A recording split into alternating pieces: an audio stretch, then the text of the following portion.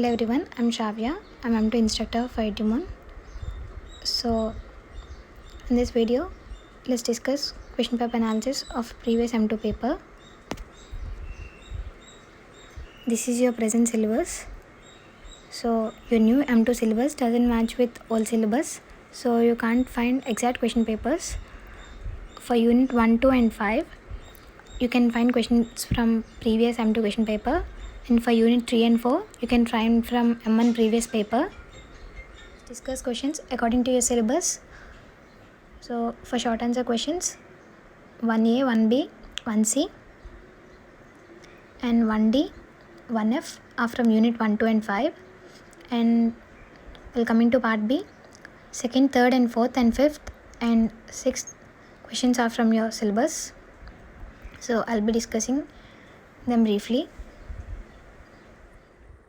Let's discuss 2 marks answers first. Find the rank of the given matrix A. So in order to find the rank, first we need to find the determinant. Here the rate of the given matrix is equal to 0. So that implies the rank of the matrix is less than 3. Now let's take a minor from this matrix. So and find the determinant for this. That's not equal to 0. So as per the rank rule, if there exists at least one minor which determinant is not 0, so then the rank is equal to the minor order. So rank of A equal to 2. So second question, find the product of the eigenvalues of the matrix. As the question is given for 2 marks, it can be directly solved using a formula. For any square matrix, product of eigenvalues is given by determinant of the square matrix. So since eigenvalues are represented using delta 1, delta 2 and delta 3, product of them is equal to determinant of the given square matrix. So that is equal to minus 14. Define square meter matrix with example. Square meter matrix is a square matrix such that the transpose of A conjugate of any square matrix is equal to minus of square matrix. That is noted by transpose of A conjugate is equal to minus A. So as for the example, in order to prove, first let's find A conjugate and do transpose for this. Then we need to find minus A. Since these both two are equal, this matrix is a square meter matrix. Fourth question, find the Laplace transform of t cos at. So as we have a formula, Laplace of t power n f of t is equal to minus 1 power n t power n by ds power n into f of s. Let's substitute this value here. So cos at formula is given by s by s square plus a square. Substituting, we'll be getting this result. Let's look into part B questions. If A is a square matrix, find A inverse using Cayley-Hamilton theorem. So in order to find A inverse, first we need to find the characteristic equation that is given by det of A minus lambda equal to 0. After finding the determinant, we'll be getting this equation as follows. So as per Cayley-Hamilton theorem,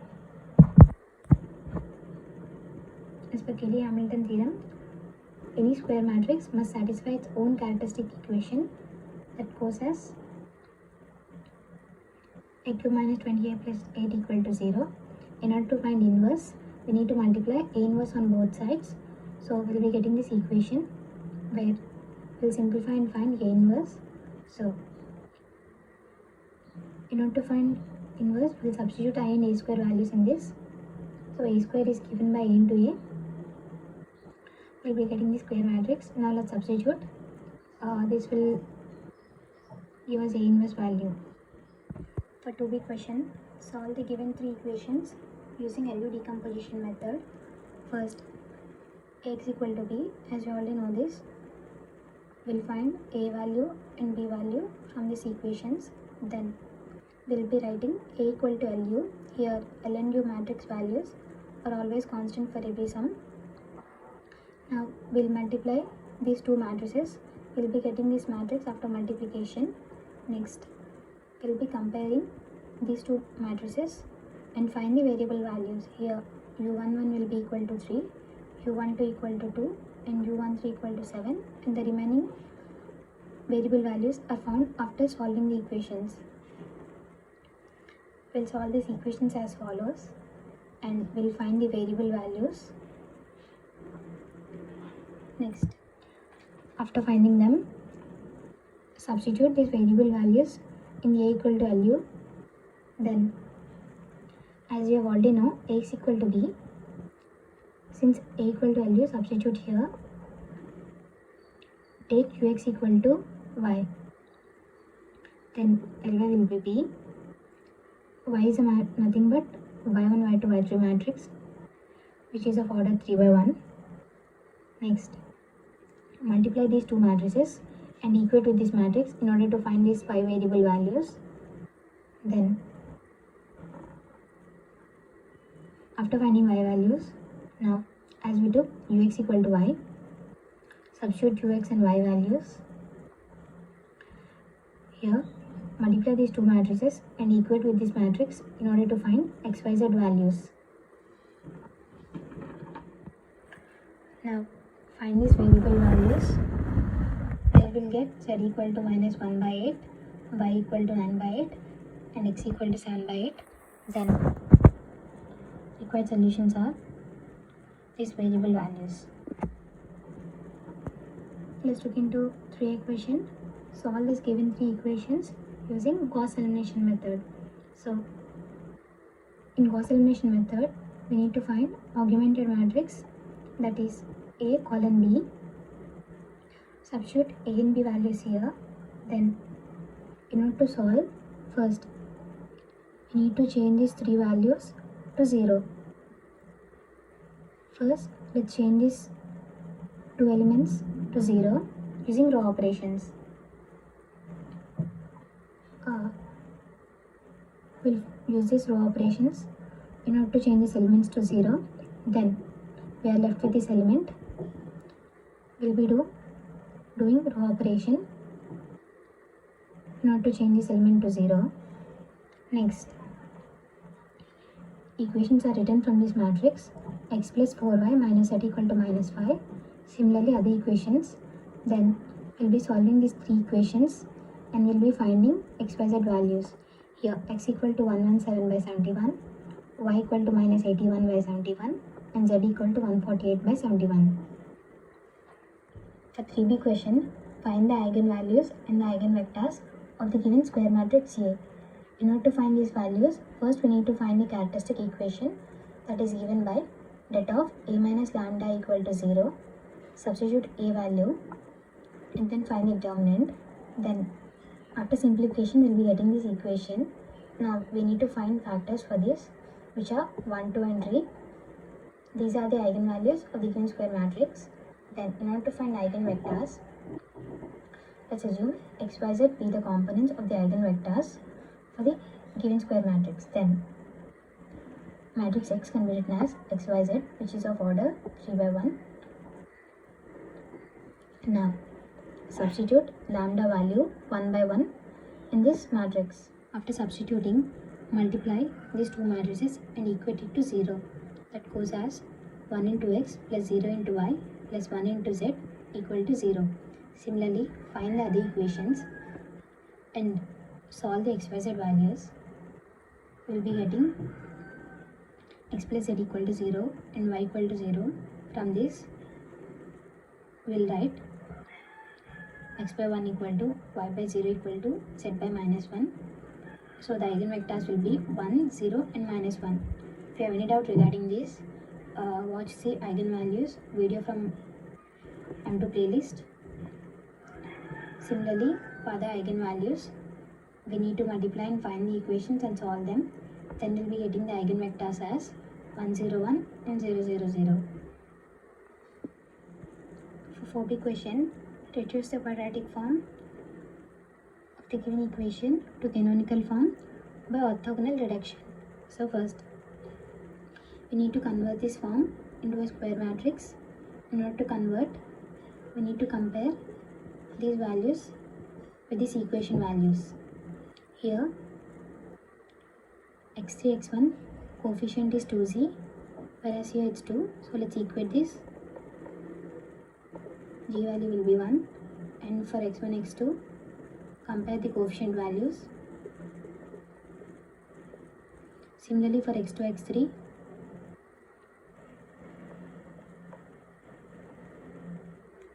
substitute these HF values in this square matrix, then and the remaining variable values will be equal to 0.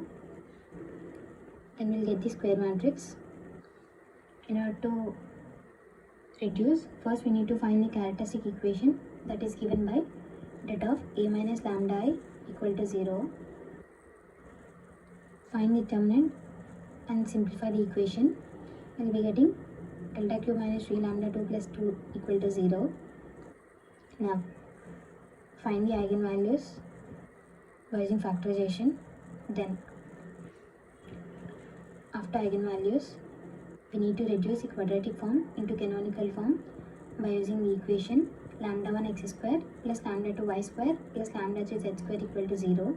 Substitute the lambda values we found, then we'll be getting this equation. As eigenvalues are positive and negative, the nature of quadratic form is indefinite. In order to find eigenvectors, we know we need to multiply a minus of lambda I into x equal to 0.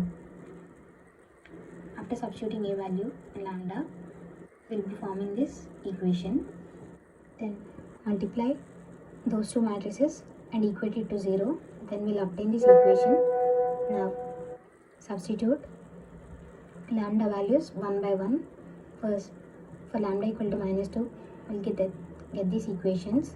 Now solve these equations and write it in the form of x by minus 1 equal to y by 1 equal to z by 1.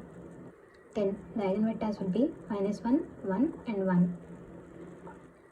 As we found x1 value, now in order to change it into normalized form, we'll simply divide these values with root over minus 1 square plus 1 square plus 1 square. That's equal to root 3. So we'll divide these values with root 3. We'll be getting this normalized form. Then similarly for lambda equal to minus 1, we'll be finding the eigenvector value and normalized form.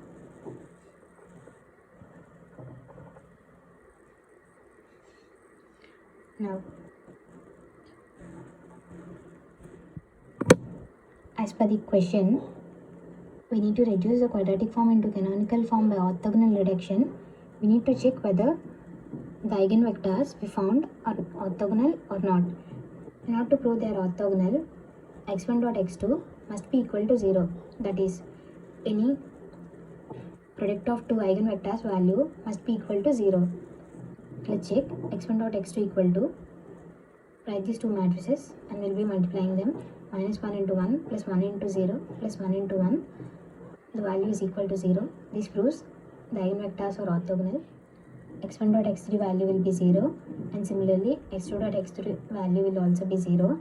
So let's substitute x1 and x3 matrices. As we didn't find x3 value, let's assume it as LMN.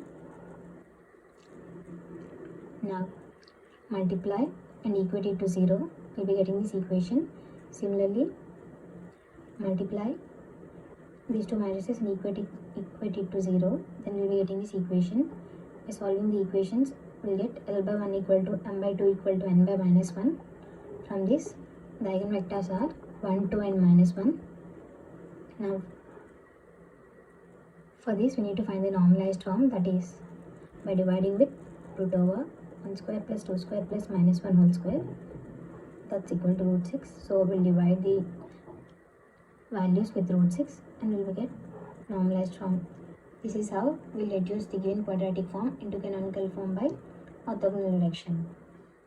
Let's discuss remaining questions in the part 2 paper analysis.